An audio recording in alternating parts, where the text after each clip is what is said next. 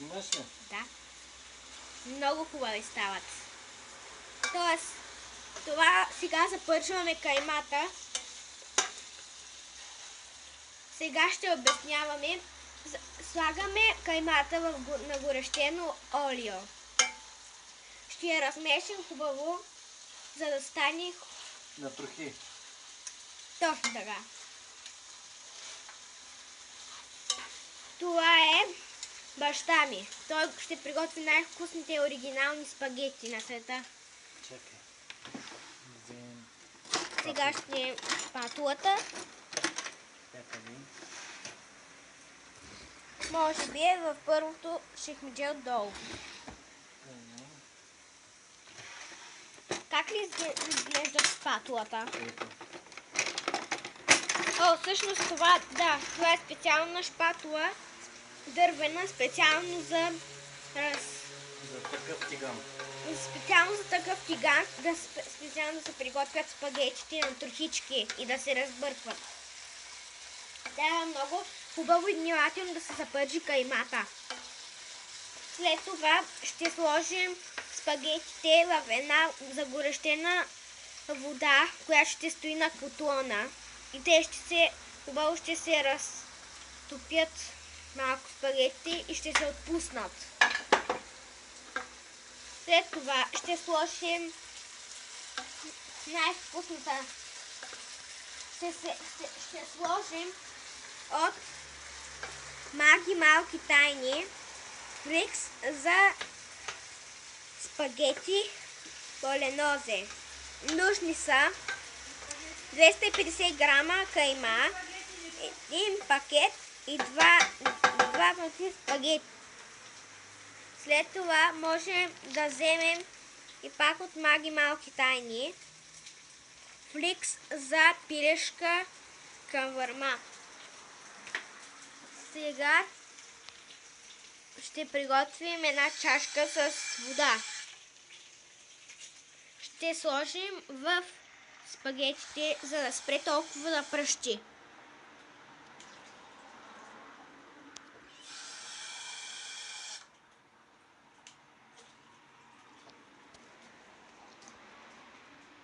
Така. След като запържихме каймата, слагаме вода и фикса. Фикс Маги малки тайни. Сега ще го изсипе асистентът. Не асистентът, готвачът. Тоест, да. Аз съм асистентът, който прави клипът. Това беше моя грешка. Това е най-добрият готвач в света. И той ще приготви най-оригиналните и вкусни спагети. Ще сложим допълнително. Това е нашата микровълнова. Сега ще сложим допълнително зеленчуци. За да бъде много вкусно и ароматно. И ще разбъркаме. И сега разбъркваме, за да стане хубаво.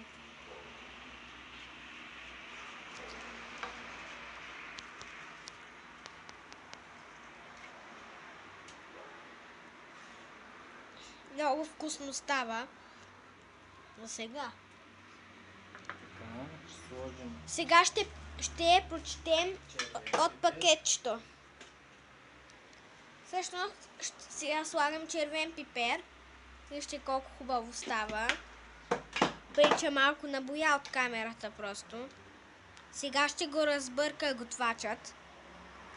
Той се казва Росен Богомилов Тодоров.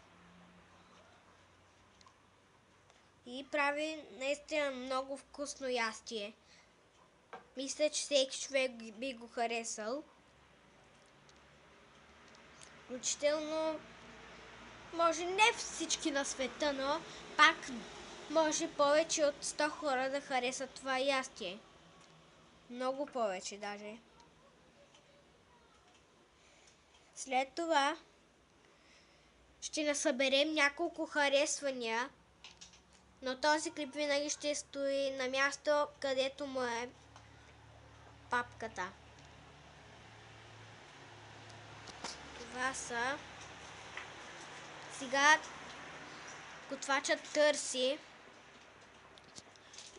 И търси готвача. но не може. Сега ще Всъщност- изчакаме сосчето да се сгъсти. Да.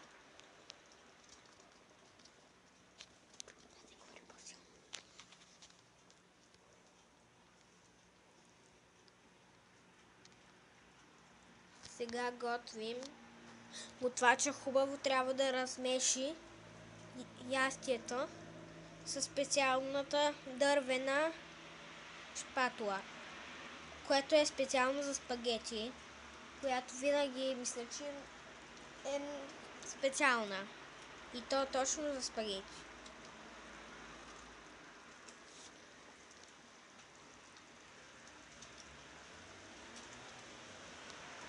Сега може да прочетем малко, докато готвача разбърква, можем да прочетем малко.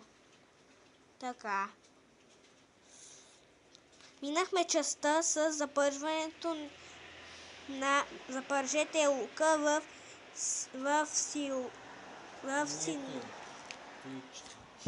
Сега, всъщност беше моя грешка. Ще прочетем. Пригответе спагетите според указанията на самата опаковка. След това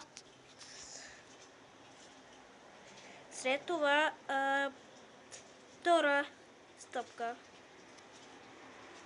Трябва много хубаво да се вижда на камерата.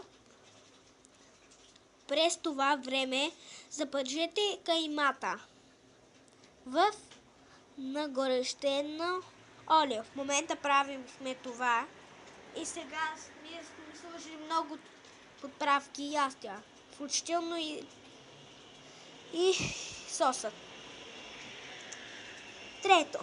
Трета стъпка. Смесете фикса с водата и добавете към каймата.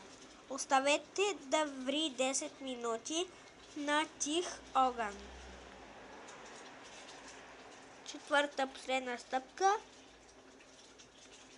Добавете към готовите спагети и сервирайте. Но още дори не сме на четвърта стъпка. Но сега вижте как хубаво се получава. И бълбука. Сега готвачът слага черен пипер. Разбира се, той малко ми подказа, защото не може хубаво да се сетя. Не познавам много добре подправките, за това готвачът знае много. И затова той аз съм му помагал. За каймата му я подадох. И начетох за правките. Но още не сме май на трета стъпка сме вече. Но не сме стигнали на четвърта. Ние сме на предпоследната. Така мисля. Сега готвачът хубаво трябва да запържи.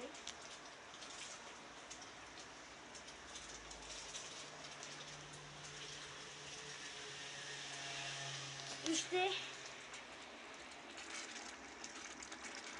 готвачът не трябва да има много хубава стойка. В смисъл, че готвачът винаги трябва да се е нагласил добре, за да може удобно да готви. Както този готвач казах, че той умее да готви и знае. Този готвач може да прави много хубави стойки. Да. Ама не и да готви. Всъщност, как така? Като готвачите най-добре могат да готвят. Защото съм гледал един филм, когато сервирали на една жена и викат махнала кебабчето с вилицата, видяла и бръмбър в ястието си жив. И това беше малко гадно за жената. Тя се стреснала, даже не опитала и бръмбара. Той бил жив. Да опита бръмбара. Но не го опитала. Тя направо се стреснала и избягала. Но преди да избяга, тя малко се стесила и малко се изгадила и каза, че имало бръмбар в ястието й. Вижте как пуши и се запържват.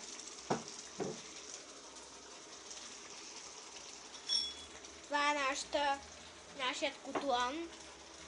Има капак, който се маха. Сега ще сложим... Нищо не е само. Сега готвача ще си налие на ракийка. Една ракийка налива готвача, за да има сила да наготви каквото трябва. Сега ще покажем какво готвача иска да наготви. Това е Маги малки тайни. Това е фикс за спагети болонезе. Нужни са 250 грама кайма, един пакет и 2 спагет да сложим. Това, дори не сме сложили спагетите още, заправим само самия сос. Ето това са спагетите. Доста са. Пише, че трябва един пакет.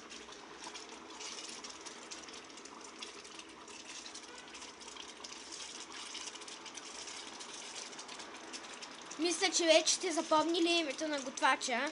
Ако не го помните, мисля да повторя отново. Ако не помните, сега ще ви покажа за всеки случай. Готвачът се казва Росен Богомилов Тодоров. Моята фамилия е Тодоров.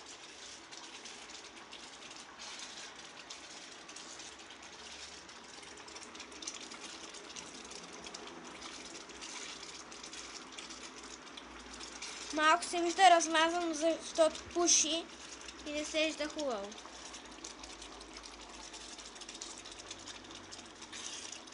Готвачът в момента гледа много да не се развали каймата. Хубаво трябва да я обърка и внимава да не се опръска, защото не бива да разбърквате ето така много бързо, защото може да фръкне по готвача и да се изгори от този ужасно заврял сос. Защото той всъщност е много вкусен този сос, но е много горещ. Много пари. И можете да се изгорите, ако си потопите пръста. Сега готвача изтръска лопатата,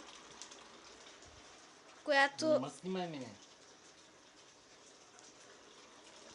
Всъщност готвача не искаш в момента. Може би ви харесва много, нали? Ето сега ще ви покажем. Ето това е нашата печка. Разбира се, както има и отдолу специални части за да си набучваме пиле. Имаме един метален шиш отдолу, който е прибран. И той се използва да си набучим пиле. И да си го печем. Сега соса ни е готов. Сега ще ползваме спагетите. Аз ще ги отворя. И така. Сега аз ще отворя спагетите. Сега. Ето ги. Това са спагетите. Сега аз ще ги отворя съвсем внимателно, защото ще може да се разпилеят. Трябва съвсем внимателно да се отворят. Но всъщност се оказва, че не аз ще ги отворя, защото мен ме е страх да не ги сипят додолу всичките и да се начупят. Така че готвачът ще ги оправи.